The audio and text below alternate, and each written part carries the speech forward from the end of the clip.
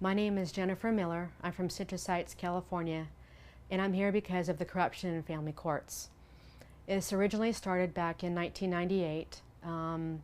I had gotten married to my son's father, thinking that we were working on a life together.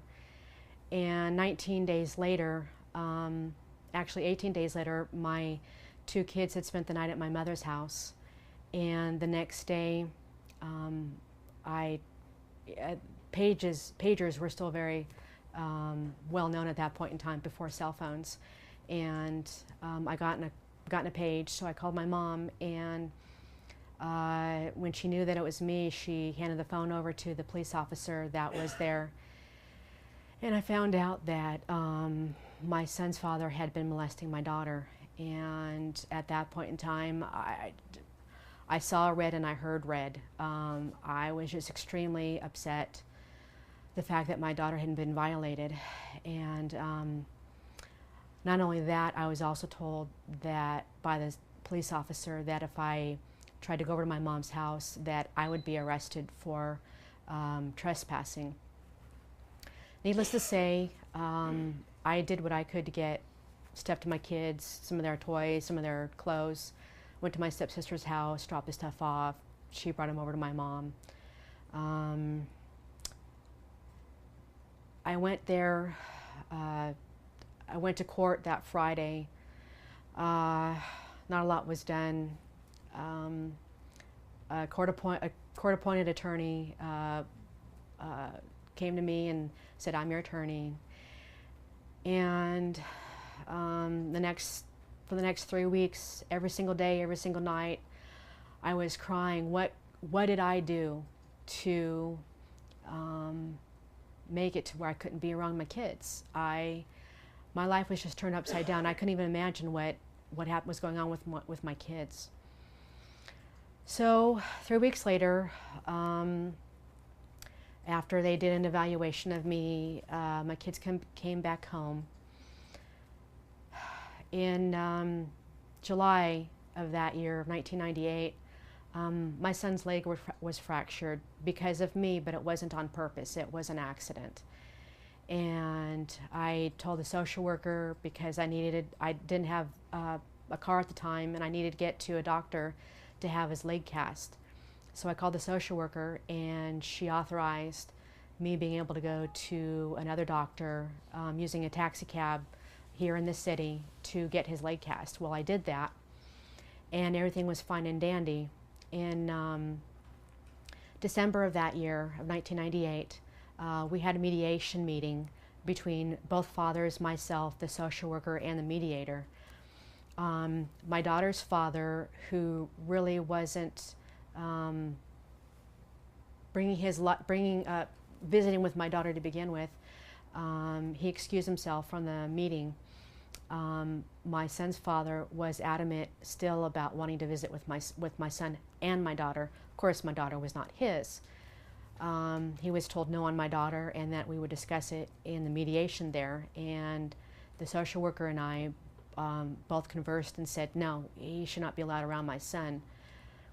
Well, that meeting ended, I thought, to the plan. 2 months later, in February of '99, the social worker decided that with my son's leg having been fractured in the previous July of 1998, 8 months earlier, that they should be taken back into protective custody, that I was a violent person. Well, nothing happened in between the time. I lovingly was raising my children as I could. The courts were still being involved with my life at that point in time. We went to court about 2 or 3 days later. I don't remember the exact time, but within that week. And I had written to my court-appointed attorney saying that I had already notified the social worker the previous July of what happened to my son's leg. She had also authorized what was going to help get my leg cast, as far as getting the taxi cab. And he didn't do a thing. I had left voicemail messages with him. I even sent him letters certified, and he never responded to any of them. So what I did was, I had asked for Marston hearing, was told that I could ask for Marston hearing if I wanted to get him taken off my case. Well, immediately, unbeknownst to me, another attorney was assigned to my case. He also didn't listen to my case, nor did the third. So finally, I decided to go in pro per, which I was told is the worst of the worst, but at least I was trying my best, and I knew these other attorneys wouldn't. So since then, I had to do the parenting. I was forced to do the parenting classes. I've also done their psychological evaluation, court-ordered, of course, and never got my kids back. I was allowed supervised visits with my children for a while, then it went to unsupervised. And because the fact that I haven't talked to my mom since 1998, and when she was doing the supervising over at her house, at one point in time I tried to discipline my daughter because she was doing something that was not inappropriate. She was just being a little girl, but she was doing something that just needs some discipline, and I had told her to go to her room, and she wouldn't, and my mother at that point in time said, "Nope, you're not the one that's allowed to discipline her. I will be the disciplining around her." And that was just devastating to me. What ensued was the visits, supervised visits with my children at my mother's house ended because of that.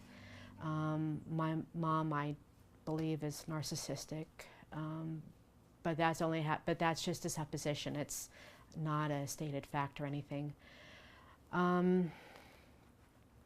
My children grew up not me as a parent, but as a person they visited, a person that they couldn't tell their troubles to, couldn't have their, when they lost their teeth or when they needed help with their homework, and I miss that. I will never have that.